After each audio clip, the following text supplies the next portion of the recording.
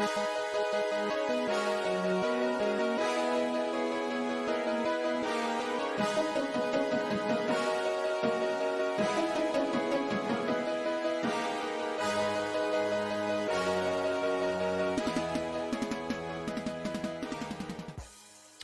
in episode number 78 of the St0ner Sports Radio podcast here on the YouTube. We are celebrating another week of college football that is upon us. We'll review some stuff that happened in NFL. Zach's going to break down OU's big matchup versus Tennessee later on, and then we'll visit the sports book where we've got some splaining to do.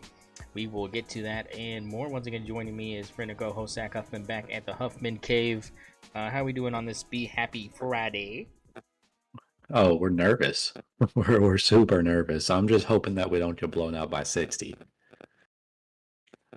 Yeah, I mean it could get ugly, or it could be all right. Depend on a lot of different factors. Well, let's just jump right into it, right? I mean, we have scores from this last week to break down, and we've got tons of top 25 action this week to get to via the sports book later as well. So let's go ahead and take a gander with last week's games. Look, let's start with the Oregon Ducks putting it on the Oregon State Beavers 49-14. Not much resistance from the Beavers in this one, and things kind of just looked a little bit more normal and more of what people expected from this team coming in. But I think this could just be a result of Oregon State being really bad. Did you get to catch any of this, or were you preoccupied? I did not see any of the Oregon State game. Did not see the Civil War,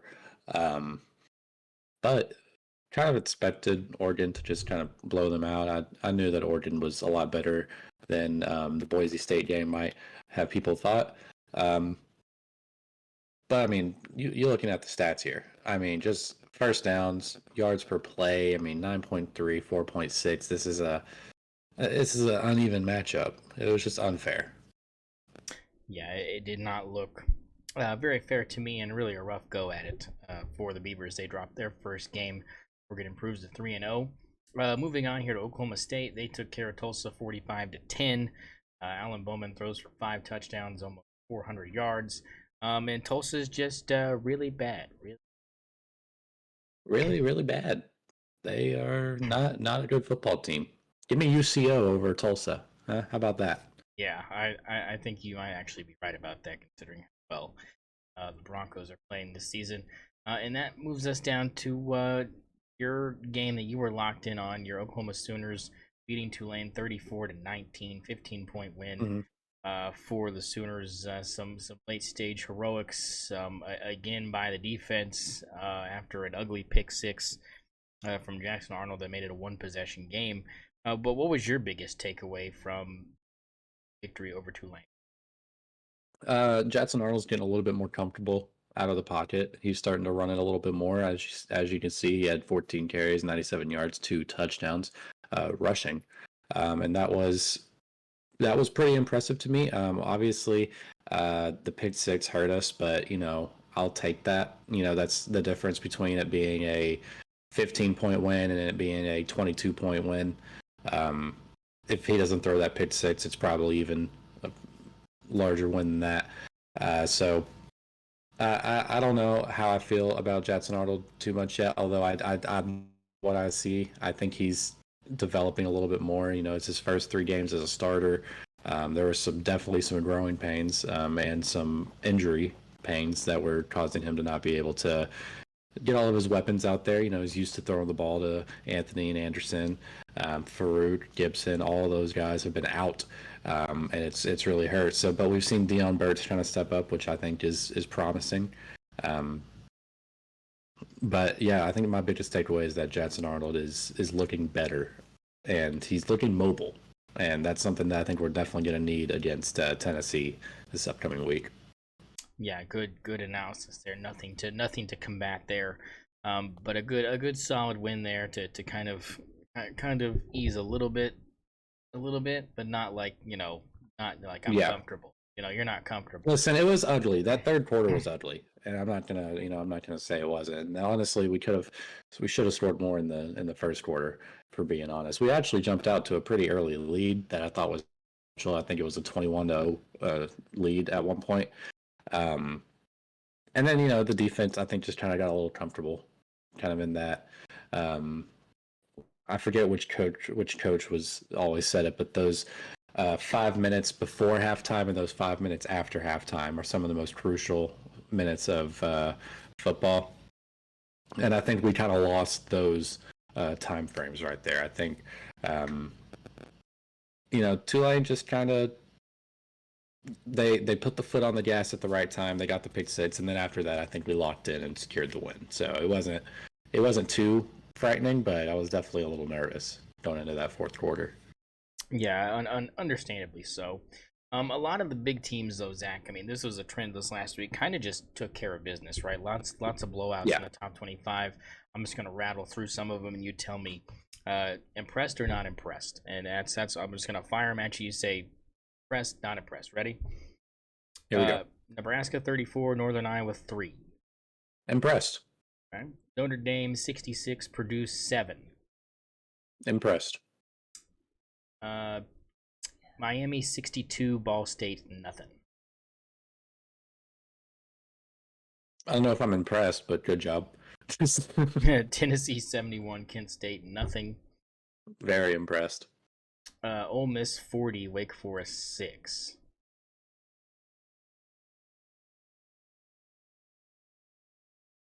Not impressed. Alabama 42, Wisconsin 10. Not impressed. Texas 56, UTSA 7. Yeah, impressed. Look at that number one by their name, huh? Yeah, I mean, yeah, they do now. So those were the blowouts. I think you kind of hit the nail on the head with some of those. I don't know if you say Miami's win Ball State is impressive, but it was rightfully what happened. I don't think there was surprises there. Tennessee a little bit impressed. I can kind of see that. Dude, this Tennessee game was really impressive. I mean, I know Kent State's bad. I mean, 65-0 at halftime as well. Yeah, but just looking at these stats, right? They had three people in almost. All right, so they have one rusher for 120, one for 101, and one for 99. So basically, 3 100+ yard rushers, which is insane. Yeah, quarterback only threw one touchdown. Yeah, I mean, honestly, Nico didn't really have to do much, and that's kind of why I'm like, I'm a little bit looking towards this OU Tennessee game. I'm kind of thinking like, if we can shut down Nico, or if we can shut down the run, I don't know if Nico can dice us up like that. That's a fair point. Here are a couple of the close ones over the weekend. Boston College, Missouri. Missouri wins 27-21. Did you catch any of this? I thought this game was pretty good. I just thought that Boston College their offense is it's not good enough. Yeah, I could see that. I don't want to say that coming off we beat Houston by 4 and in Soonerland here, but I think Boston College is decent. So I don't know how I feel about Missouri only beating them by 6 points. I don't think they should be number 7. That's for sure. Yeah, I think that's fair. Utah, under the guise of Zach Wilson's little brother Isaac Wilson, got the win over Utah State by 17. But this was a 7-point game heading into the fourth quarter. 10 unanswered in the Utah. And questions it could be another Isaac Wilson week for the Utes if Rising is not good to go. That line. We'll cover that in a minute. But were anything to note from this Utah narrow win, but nonetheless? Growing pains, new starter. You know how it goes. I mean, maybe they'll get it together. They're not going to be in the Big 12 championship if he's out for too long.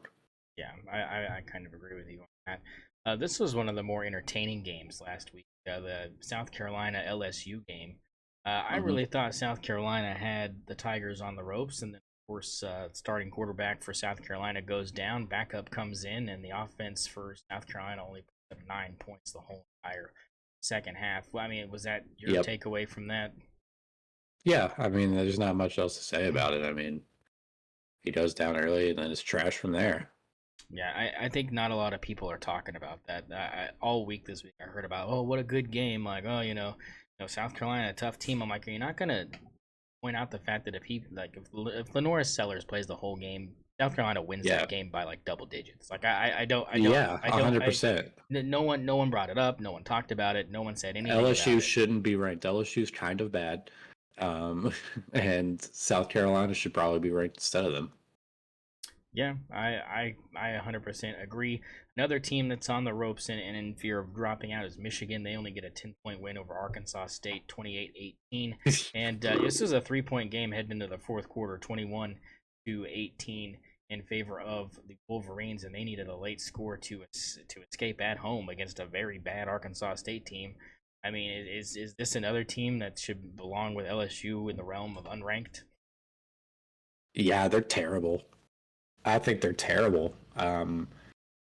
Foreshadowing, they're not favorable in one of my locks. They are a bad team. Davis Warren is very, very bad. Yeah, not. Now he's not starting next week though. No, that's orgy. It's orgy time. So maybe we get some more action. But that's your top 25 breakdown, folks. Whoa! Happened.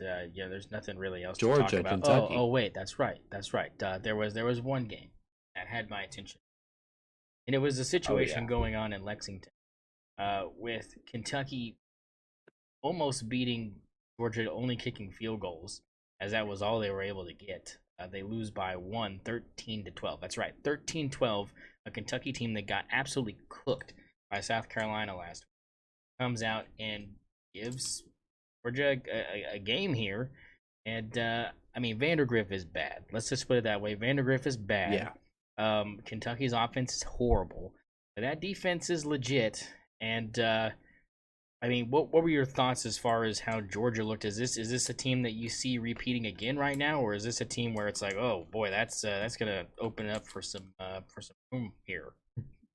I still think they're gonna repeat, or not repeat. I think they're gonna win it this year. At this point, I still think Georgia's the best team in the country. I don't think it's Texas.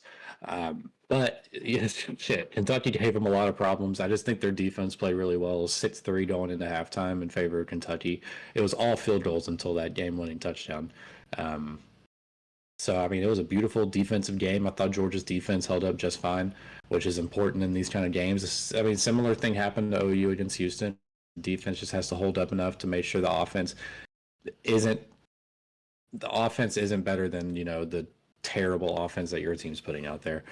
And I thought, Georgia did a good job of that and came in and got a touchdown when they needed to, but it was ugly.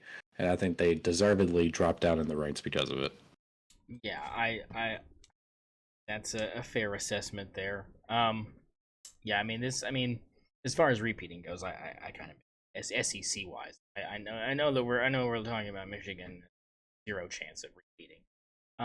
But I mean this Georgia team, I mean it opens up for questions, right? As far as like they look beatable. Is that fair to say? I think that's fair to say. I still haven't won in the SEC, but I could definitely see them losing this game to Alabama. Yeah, I'm just saying overall, like I think that they don't seem as invincible as they seem. Yeah. Prior to this game last week, and maybe this is the tightest game they play. Who knows? I mean, it just, as far as what they looked like last week, I think it looked like a team that if you trot that team out every week, you're going to be in trouble. You know what I'm saying? I don't think that team's going to win you, 12 games. I think if you roll that team out every week, you're looking at least 10, maybe 11. I mean, just because you look at, like you said, what they did against what I consider not a very good offense, Kentucky. But I mean, they did enough, like you said, to get that win. Because I think me and you both agree that Houston didn't exactly have a good offense either, and you were able to kind of do the same thing and kind of escape that situation the same way they did. So I think that was a good analogy there. But yeah, they definitely opened my eyes to, maybe there's some teams out there that can give them a run, just like Kentucky. Probably a more high scoring affair, I would assume. Most of those teams that I'm thinking of, but who knows? Tennessee could give them fits. Yeah, they make it to the SEC game. Yeah, so we'll kind of see how that all unfolds. And that means it's time to hand it over to you, sir, as College Game Day rolls into Norman. We look ahead at games happening this weekend, and big one happening between OU and Tennessee, the first SEC game for the Sooners, and a homecoming for head coach Josh Heupel, the last national title winning quarterback to suit up in this millennia for the Sooners, which again is a shock if you were to follow how those teams have done in the last 23 years. Add your shots. Go ahead and just kind of walk me through kind of what you've been dissecting as we kind of barrel towards kickoff here. I mean, I think the most important thing to start with for OU is the injuries. So over the last 3 weeks, we've been without Andrew Anthony, we've been without Nick Anderson, we've been without Troy Everett on the offensive line, we've been without Jay Taylor on the offensive line, we've been without Branson Hidman on the offensive line. Not to mention just various other injuries in the running back room, various other injuries on defense. It's been no fun having your fourth string center in the game.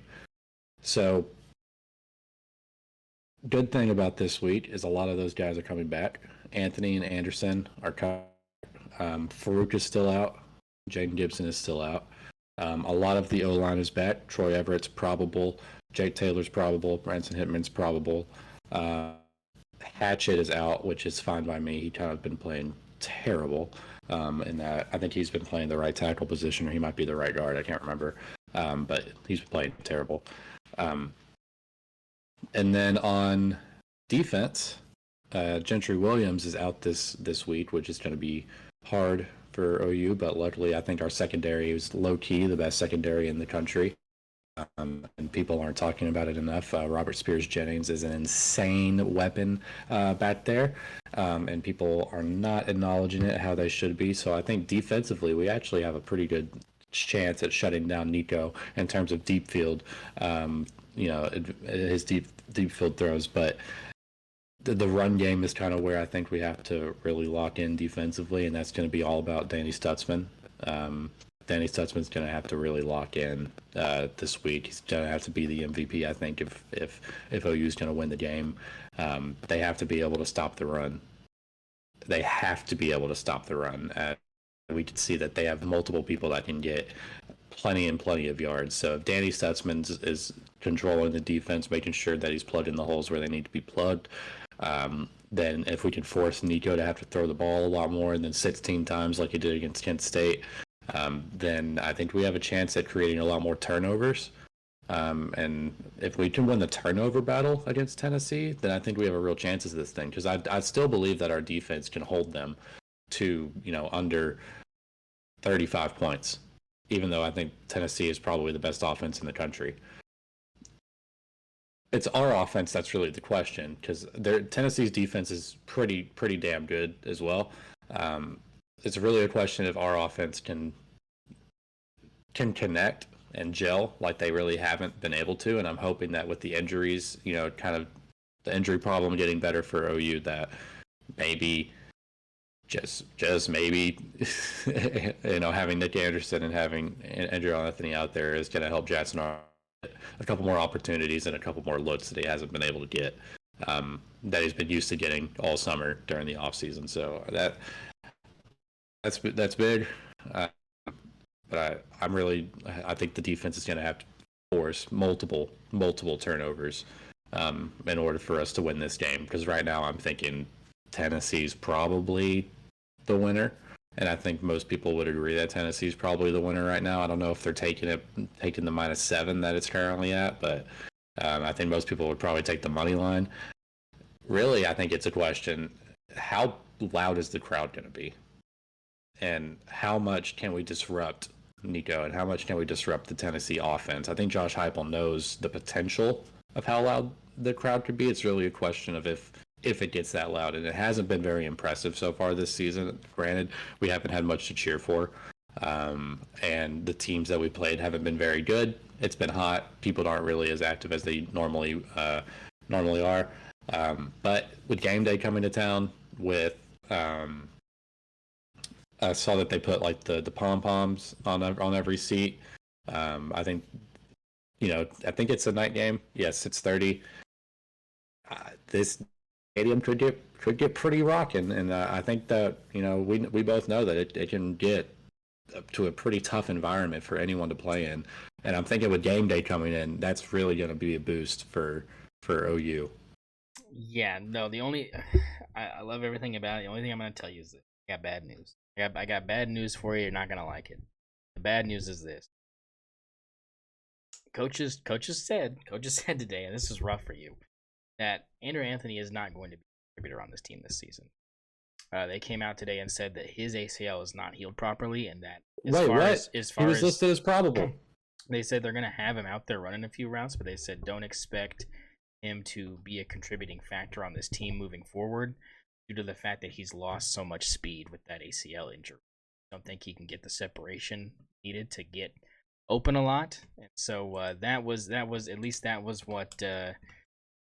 what Dean Blevins was around 5:30 Central Time. Was that he was told that? Guess what? More importantly, 6 minutes ago, Tennessee starting left tackle Lance Hurd has been ruled out against Oklahoma. So there you go. So that means the defensive line should be able to get after Nico a little bit easier from that standpoint, I think. Damn it. Anthony being out though, he's not out, but he's not going to be a huge contributor. Yeah. That's tough. Yeah. That's tough. So Nick Anderson's going to really have to step up here. Deion Burks, though, look for him to have a big game. Yeah. I mean, and if not him, Nick Anderson. I think one of them is going to have triple-digit numbers. I think it's definitely one of them is going to pull, because that's what they're going to need. And I think that they can do that because, and I've said this leading up, I said the more wide receivers that they have healthy, especially Nick Anderson, is going to release the double team away on Burks and allow this offense to flow a little bit better. You can still kind of bracket two guys. You can kind of contain two guys, but I think if that third guy steps up, and whoever that number 2 option was last week seems to be the tight end, Sharp. Brennan Thompson. The Brennan Thompson and the or tight Sharp. end. I think those two are going to have big roles, and I think they're going to be third down guys. They're going to have to look for to try to move the chains, because I think they're going to lock down Burks and Anderson as much as they can, or at least try to contain them and try to make Jackson Arnold beat them throwing to somebody else. And I think that's going to be a big thing.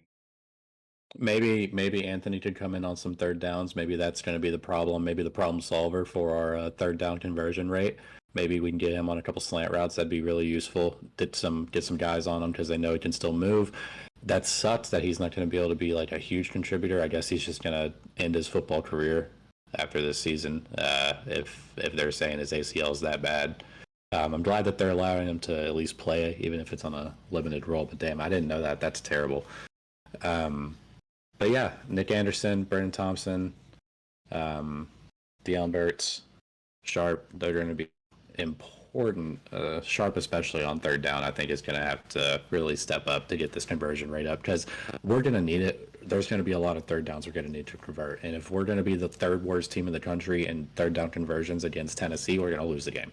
Yeah, no, I think everybody's been saying that. I think that's been a point of emphasis, and Seth Luttrell said that as well after the last game against Tulane. But I think more people are like, well, your calls on first and second down have to be better, so we're not in 3rd and 9 every time there's a third down. Because if you're not doing what you're supposed to on the first 2 downs, you're going to put yourselves in those situations where it forces your hand and what kind of play calling you have at your disposal. So, if you're looking at 3rd and 9, I mean, it looks like what was the stat? It was like OU has averaged this season on third down like 8.9 yards of every third down. Like that's been the average distance on third down for them.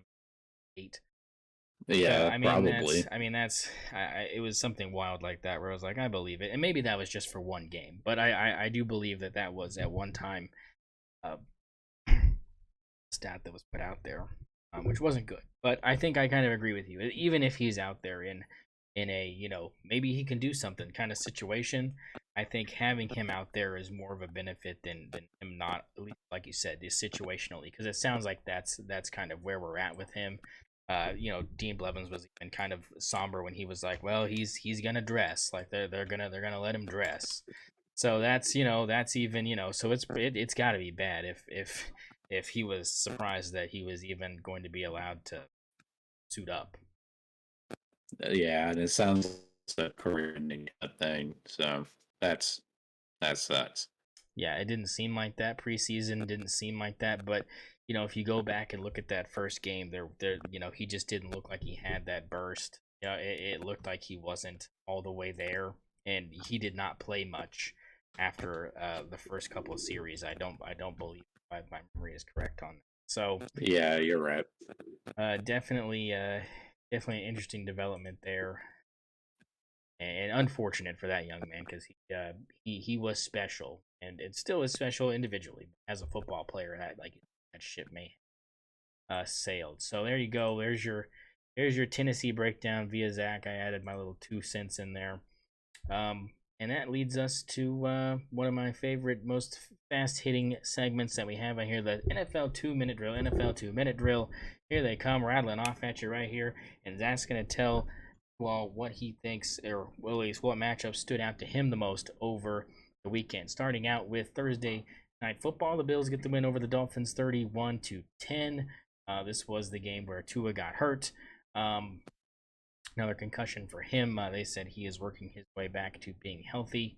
Seahawks get the win over the Patriots 23-20 in a game that was very close. But in the end, it was the Seahawks pulling away from the Pats. Saints blow the ever-living daylights out of the Cowboys 44-19. Fuck that. I mean, I don't know what they're putting in the gumbo, cracking the gumbo. Yeah, hold on. I gotta say something about this. I got one. The first thing I gotta say is we're not blaming Dak. Dak looked fine. Those interceptions were hero ball that he was forced to play because the defense allowed that many fucking points. Rashid Shaheed, are you fucking me? Fuck that. How is our defense allowing him to get however many fucking yards he had? And not to mention the fact that we can't run the ball for shit.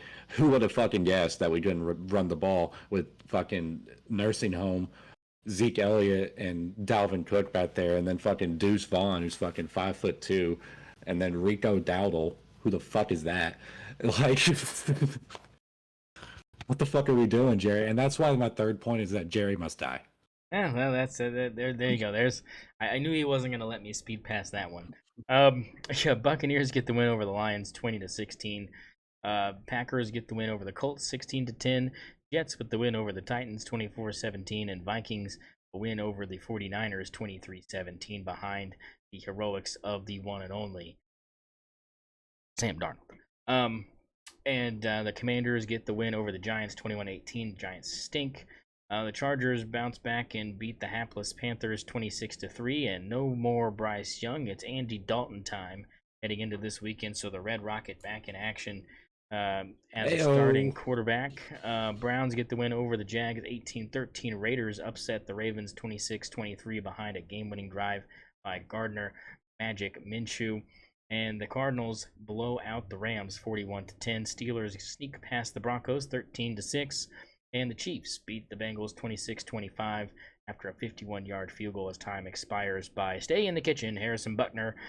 And final from Sunday night, Texans beat Bears 19-13. And, of course, Monday Night Football, Falcons with the upset win over the Eagles 22-21 in a thrilling Kirk iced out Cousins 2-minute drill drive that put the end to that one. Any of these games you want to talk about for a minute? I would say the Texans are good, and Caleb Williams is a bitch. Did you see that post-game interaction? No, I don't know if I did. Or CJ Stroud comes up like a 10-year vet, right? And he's like, hey, stop taking those hits. And he's like trying to give him advice and shit. And Caleb Williams is like, I know. And he like pushes him away and he like starts walking away. And then CJ Stroud just completely little bros him. And he just hey, come here. Caleb Williams comes walking back. Yeah. It was arrogant of Caleb Williams. Yeah, just a tad. Just a tad. I thought that the Eagles' loss was surprising. Saquon doesn't drop that third down ball. You're talking about escaping that one. Fuck the Eagles. I was privileged enough to be able to tune into the post game from Philadelphia, the radio show, and boy, was that just a absolute thriller of a night. They took calls. It was fantastic. And a lot of people were saying, why are you even throwing it there? Because even if you run it and don't get it, you can run the clock down to almost nothing. You could have kicked that field goal and you would only had like 45 seconds left or something like that, even if you didn't get it, And they were running the ball pretty well that last drive. Saquon was kind of cooking. But the thing was, the play was there. He was wide open. You just got to catch that. I mean, that's just a ball you got to catch. You get paid to catch that, Yeah, not to mention the fact that Jalen Hurts has not been good as of late. And I think that's maybe a coaching problem. Sirianni might just be bad. I mean, he doesn't like him. I mean, we already know there's beef there. So I mean, I think that could contribute a little bit, maybe. But that was definitely a shocking result. I mean, the Ravens don't look as good as people thought they were gonna look. Seemed like they went away from Derrick Henry in the fourth quarter instead of relying on him like many teams have done in the past, and that by many teams, it's really the Titans. I can really call, but I mean, I think that. I mean, that's been his thing, is I wear down your defense by the fourth quarter. You don't want to tackle me anymore, and I just feel like they kind of went away from that and ball in Lamar's hands. You pass the ball just a few too many times, and the Raiders just played really well. I think Brock Bowers is special. Yeah, I would agree with that. And I think the Ravens are still the real deal, and they're going to show that when they beat the shit out of the Cowboys this next week. It could happen. But I think that game will probably be closer. I know how teams bounce back after getting embarrassed like that, but that kind of wraps it up for NFL, which means it's that time, folks.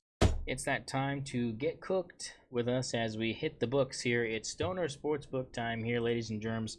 Let me give you the results from last week. Zach goes 1-5. Not a good week for Zach. He's got $7 to play with, so he's scraping pennies out of the couch to try to put something together here to get you guys back on track. I go 3-3. Both of us go 0-2 on our locks. Just a rough week for us. I'll go through them just as a rehash.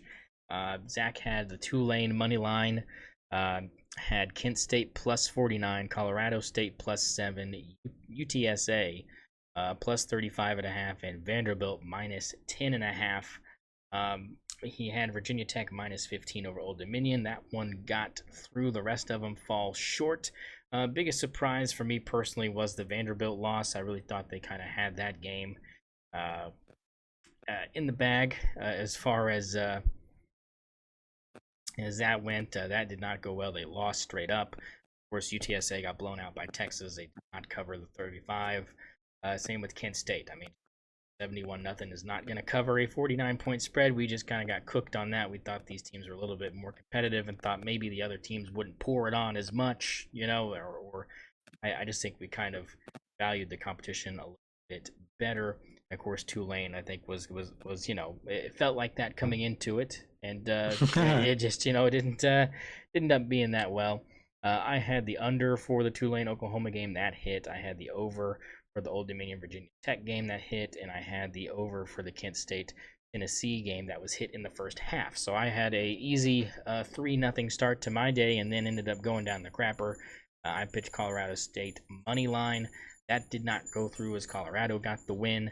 I was rolling with Zach with the UTSA because I believe, like you, that the Roadrunners weren't awful, but little did I know Arch Manning is the next coming of Jesus Christ, and had no idea. And then of course we both kind of got lost in the sauce with Diego time, and Diego shit the bed Diego time, and we got cooked on that deal. So Zach's got 7 to play with, I've got 14 to play with. So hey, roll with us. We're still doing all right. We're here. We're here. We're doing things. Zach's 5-7 now on the season, 1-3 on his locks. I'm 6-6 and 2-2, so I'm even keel right now. So this is a big moment for both of us. Zach's trying to turn it around. I'm trying to get back over 500. Go ahead, Zach, and hit us with the first game we're gonna go with here, and tell me how much you're putting out of your 7 on. Because I mean, you're splitting hairs here. All right, so I got USC and Michigan here, right? And I'm going to go ahead and I've seen the spread at 4.5 in favor of USC. I'm going to go ahead and take that. USC is going to definitely cover that. Michigan is terrible, and that's going to be a lock. I'm going to throw $1.50 on that. All right, so we got $1.50. USC, Michigan. Where? An early game, yeah, about 2:30 game. USC minus the 4.5. Got 150 going on that one. That leads us to game number 2 of the day. I'm gonna go ahead and pick a dandy. I've got a dandy, and I really like this game. I think it's gonna be a really good game. I think it's gonna be a good watch. I'm gonna hit it. I'm gonna hit you up here with some skillet. It's skillet time. I'm going TCU SMU here. It's a battle for the iron skillet, baby. And who wants to do this? I'm gonna go under 58.5 for the SMU TCU game. As far as the USC game goes, I'm gonna follow you with that as well. I'm not making it a lock, but I am following you with USC minus half. Your thoughts on the SMU TCU favored by 2? 58.5 is the over under. I'm gonna take the over. I think we got some offenses here that can really work. I just want to contest you on that one. You know, make one of us lose, make one of us win there. Okay, okay. How much you throwing on there? You got? I'll do $1. I'll do $1. We'll do a little Dollarino there. Dollarino o'clock. Go ahead and give us our third game. All right, we're looking at the University of Louisiana Monroe against number 1 Texas. I'm taking Louisiana Monroe and General Booty to cover the 44-point spread, which I feel like is a lot of my week at $1.50 because I think Texas is not going to beat them by more than 44. You know why? Because General Booty's beaten them before. Oh, I like that. I like that. I'm here. I'm here. I like that. And Arch Manning has to prove he's Jesus Christ again. Yeah, I'm picking the over here. Over 52.5. Give me the over. I think this is an easy over here. If Texas doesn't win 56-0, all you need is a little bit more than the touchdown from the Booty Man, and you're talking big time Monorino.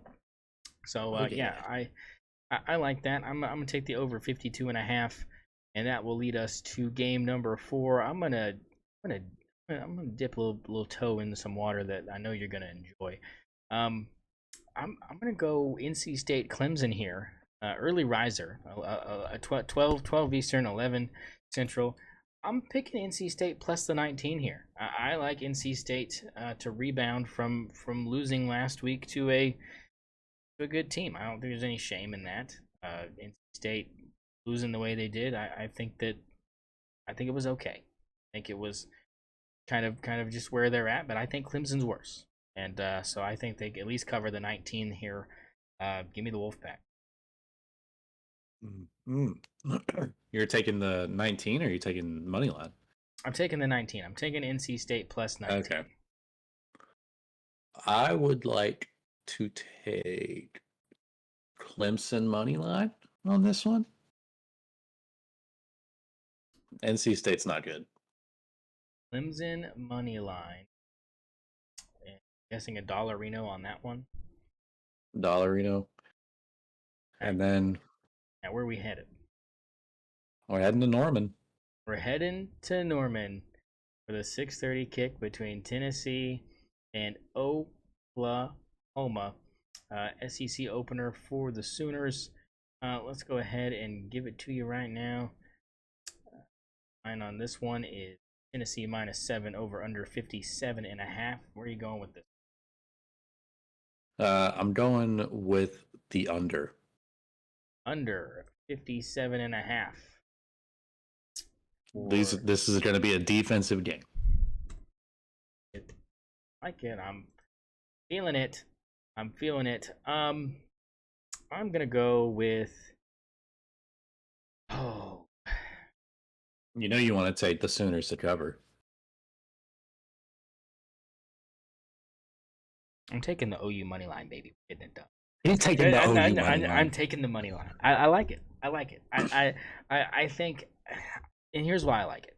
Did I sell it? Did I sell it to you? No, here's. I've been thinking about this all day. I knew it was gonna come up, and I was like, look, Nico hasn't played anybody. You look at the stats last week, totally relying on the run game, right? We know that's not going to fly against this defense. We know that they're not going to be able to run for 400 yards. It's just not going to happen, okay? So he's going to be forced to throw it in an environment that, hey, I didn't know about the pom-poms. The pom-poms change things. I'm letting you know, the pom-poms change things. It does change things. Environments get a little wild. Gonna be moving. It's gonna be wild. And with game day there, people are gonna be drunk. Or they're gonna be there all day. It's gonna be a serious situation. And it's a night game. It's not gonna be hot. People aren't gonna leave. It's gonna be a serious situation. I mean, it's gonna be hot. It's still gonna be hot, but it'll be dark. but the sun won't be beating down on you and forcing half the stadium to leave. So that's the one thing. But the thing is this: I think you can get to him. I think you have the left tackle out, which I didn't know about. That just kind of boldens me a little bit more. Get some pressure on the young man, make him a little flustered.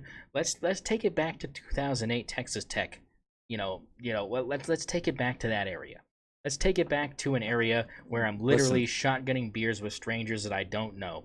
I mean, you want to know how Corona got started? That's how it started. I mean, I'm gargling somebody else's molar cum in the back of my throat because I just don't stop, won't stop, game stop, up and down, jump around, all of it. I think that you need to bring out every single, tool to your disposal to disrupt this quarterback. I think they can do it, and I think OU pulls it off. And I think people start thinking that this team's really good, then they'll go and lose next week to Auburn. Hey, that's okay. That's okay as long as we win this one, right? As long as we win this one, that's okay with me. And listen, here's something. Here's something important that we have to remember heading into this Tennessee game.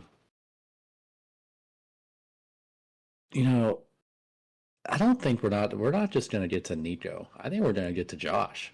We're going to get to Josh Heupel. We're going to get him with that little tribute video to start the game off. Obviously, we're going to give him a little something, butter him up, and then he's not going to be able to call a play. I think this crowd's gonna get real loud. I think it's trouble. So I'm taking the Sooners money line, and that'll head us to our final game of the day. A dandy of a game, I might add. One that I'm sure you're super stoked about, and you're gonna watch every single minute. I'm talking about game of the week, baby. It's the nightcap. I'm heading home and I'm watching it. It's Kansas State BYU, baby. It's we're heading out west. And let me tell you, folks, big game for the Cougars. Home game for the Cougars. Give me the Stormin' Mormons. Give me the Mormon money line. BYU gets it done.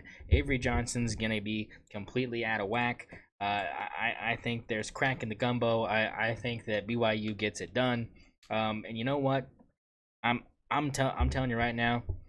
It's time to start mainlining some coffee. If you're down there, you know what's happening. I think get your milk ready. I mean, get ready, Cougs, because I think you're gonna need some dark roast to get this job done. But I think they do it. Your thoughts on K-State BYU?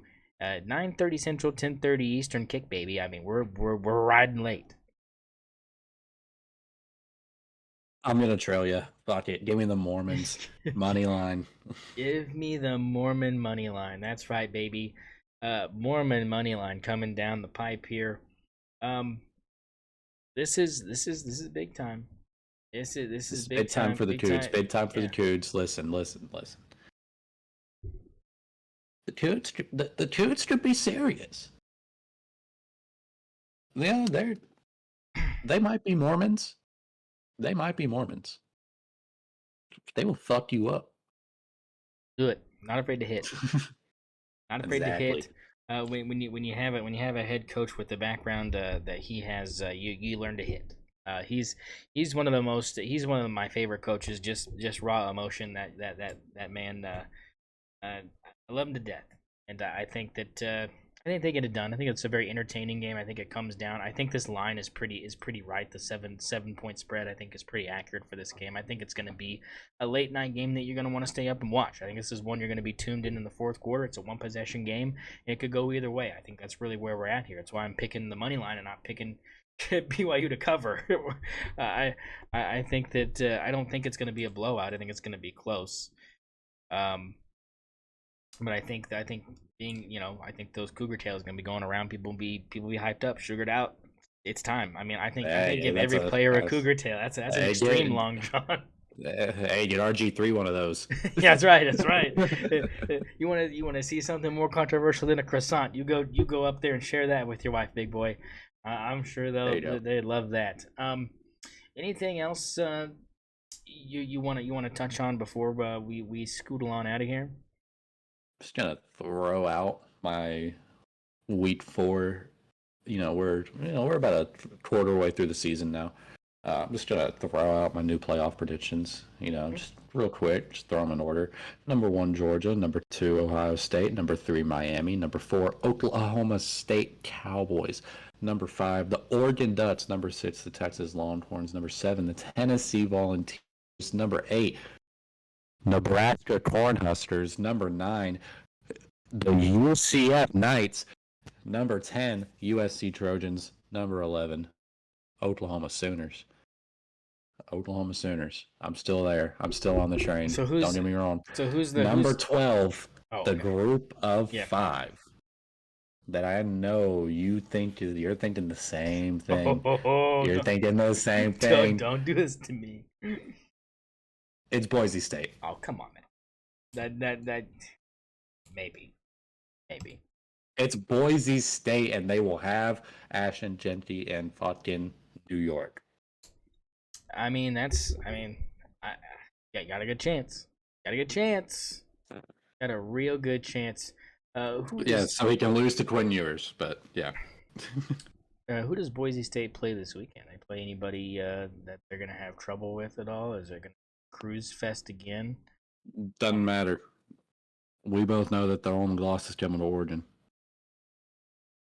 I mean, their schedule is really. Yes. They've got a real good shot at getting that done. As far as my final thoughts, I mean, right now we got some games going on. Got Stanford beating Syracuse right now. Kyle McCord looking like a human, and Illinois is beating Nebraska right now, 7-3. That game is in Lincoln, so strap in, boys. That one might be a little bit of a stunner there. Still the first quarter though, you can kind of relax on. That'll kind of play. It's a ranked matchup. Yeah, so still big time. Still big time. I'm looking here to see. They might be off this.